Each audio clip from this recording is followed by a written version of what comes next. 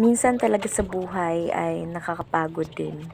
Kaya nung dumating kami galing sa Pampanga ay agad naman akong natulog kasi pagod na ako at saka mahaba-haba yung biyahe namin. Pagkagising ko, hindi ko na namalayan na 9:00 na pala. So, late na.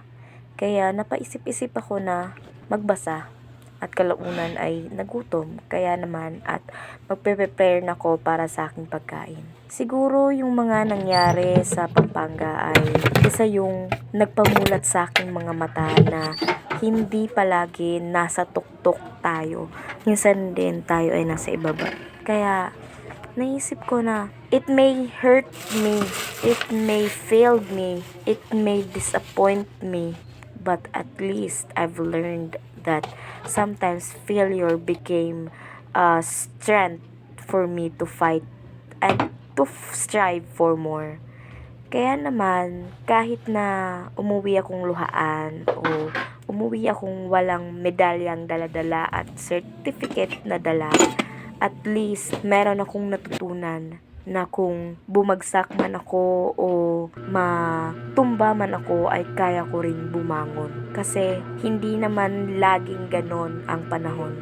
Minsan tayo ay nasa ibabaw, minsan din ay tayo ay nasa ibaba. Kaya kahit wala man akong nakuha na titulo ay nagpapasalamat pa rin ako kasi marami akong nakilala at marami akong nakita na mga bagong mukha sa aking buhay. Gaya na lang ni Mr. Ivan Mayrina. Si Mr. Ivan Mayrina ay isa siyang broadcast journalist, TV broadcast journalist ng GMA News.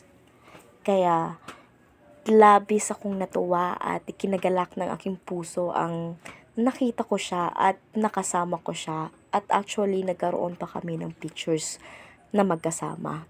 Kaya kahit hindi man ako nanalo sa contest o kahit hindi man ako nanalo sa mga patimpalak na yan, at least panalo pa rin ako kasi meron akong natutunan.